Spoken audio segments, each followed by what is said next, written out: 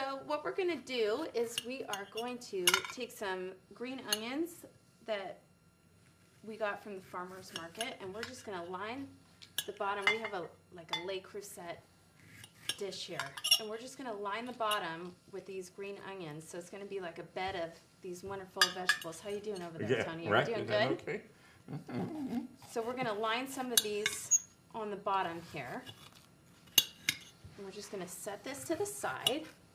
And right here we have a bowl of some fennel, and we're just going to cut that. So what I do is I just slice it down the middle right here. This is a really great cutting technique right here. So you just want to cut those. That looks beautiful. See? Tony, your knife skills are better than mine.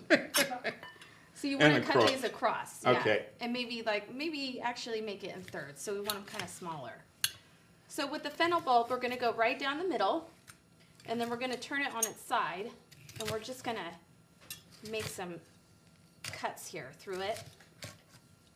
So you can see that right there, and then we're just going to go down. That way we have these smaller pieces that are really easy to just line the bottom with, because fennel is really, if you don't cut it small, it's not gonna work with the fish. We gotta lay the fish on there like it's on a little wonderful bed of vegetables. So we're gonna take the fennel bulb and we're gonna line that along the bottom as well. Can you smell that fennel, Tony? Doesn't it smell good? Oh, I can. It smells so good. So we're gonna just put that along the bottom there. How's our bell peppers doing? Okay. Are we doing good? Do you want some help? Here, I'll help you. Beautiful. Awesome. You are a champion sous chef. I love it. So we're going to take these peppers and we're going to just put those over the top here. And these are wonderful. They give such a great flavor with the fish when you bake them, and the fennel in there and everything. It's just fabulous. Gives it a nice touch. And it's so wonderful because you're using such fresh ingredients, which really you don't have to use a lot of extras, a lot of butters and things like that. You're really relying on the flavor of the vegetables and a good piece of fish to really flavor your dish. And that's the most important thing about Mediterranean cooking. It's all about fresh, healthy, but good tasting food. Now, do you cook at home? Does it get boring cooking at home? I don't think so. No. We have so much fun. I cook all the time with my daughter Helena, and it is really like a social activity for us. We make a habit. We probably go to Whole Foods or the farmer's market pretty regularly. We go to Whole Foods probably every other day, and it's something that we do together. When we go to the market, we go and we really think about what we're eating, and we take the time to go through, okay, are we having meat tonight? Are we going to have fish tonight?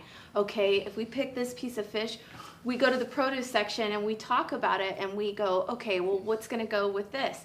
So it's a whole night. It's like an event. Okay. Yeah, we really have a lot of fun. So it's just something new every night when we go home, and we turn a movie on, and it's she helps me and everything. It's fabulous. We have a great time. Have you written a cookbook? I'm working on a cookbook. You're working? I am working on a cookbook right now. We actually went up to Jericho Winery about 2 months ago and worked with Danny Fetzer doing some food and wine pairings, and I brought my photographer Patty Mustaine and a couple of my chefs, and we spent 3 days there just cooking and eating and taking beautiful pictures.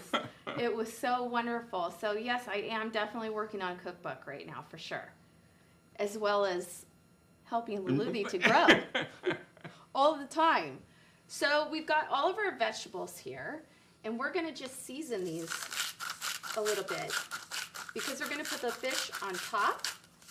So we want to make sure that we get an even amount of seasoning. So we put a little bit of sea salt, and we have a little bit of just some garlic powder, and we're going to put some fresh garlic in there too along the bottom. I like to use the garlic powder almost just like the salt and pepper, but I'll still put the fresh in there. I just think it develops the flavors more, and it gives it a lot of depth. So we're just going to put some garlic along the bottom and I don't really measure. I love Me- garlic. yeah. You love garlic too, don't Yeah. you, Tony? I think every Greek Italian loves garlic. Anybody that enjoys Mediterranean food should love garlic anyways. So we're gonna put some garlic along the bottom, and we've got this beautiful rock cod right here. So we're gonna take the rock cod, and we're just gonna take it and put it along the top, right here. And just line it along the top in a nice layer. You could probably fit one more piece on there along the bottom here. I read someplace that most presentation of food, 99% is how it looks and really how it tastes. That's the first thing people look at is how the food looks when Sure. it comes out. Sure, presentation Yes. is very, very important. I have gone to some culinary competitions, and I went to the Amoretti Pastry Championship last summer, and there was these beautiful sugar sculptures and all kinds of. Have you seen those on TV? Yes, yes. It was amazing. It was the most amazing thing I've ever seen. These people come in at like 5 o'clock in the morning and start on these sugar sculptures, and the competition does not get done until probably 3:30 or 4 o'clock in the afternoon. And they're making these molds and everything. So you see these elaborate designs, and they put them together, and you're like, well, that's a sure winner there. But they really did grade them a lot on gestation, which is Right, taste. right. So it makes me happy as a chef that it isn't all about presentation. It is important for it to taste good too, because as much wow as you could put on the plate with presenting it, when it really comes down to it, when the fork goes into the food and it goes into your mouth, that's really what counts, right? Right. So it doesn't have to be fancy. We No. can do beautiful, elegant peasant food Now, and pull it off. we're not going to cook that here, right? No, we're not. No, we tried, but they threatened me. Yes, that goes to fire-in-law, I'm in big trouble. That's Okay. not good. That's not good. So we're going to take some olive oil. We have some great Kalamata olive oil here. We're just going to drizzle that over the top, about a cup. And we want to do this first before we season the fish. Otherwise, it's going to wipe all the seasonings off. So we're going to put some olive oil, and we have some white wine here. Ooh. There's always love when you put wine in, I think. See, I have to admit, I'm a terrible Italian because I don't like wine. You don't like wine? Oh, How come? oh, I just never. You I never know got my a taste for it. grandparents used to make wine. Did they really? Yeah, What kind of wine did they make? Was it just like table wine? yeah, and after a while it turned to vinegar. That's no good. Maybe that's why you don't like wine. Maybe you drink it at that point. So we're going to take a lemon, and we're just going to squeeze some fresh lemon on there. And a little more sea salt. Just a little. Sea salt is much healthier for you, so don't be scared. All these wonderful Yeah, juices. I'm diabetic, so Oh, are you? what do you recommend? As a substitute for salt? Well, general cooking for a diabetic.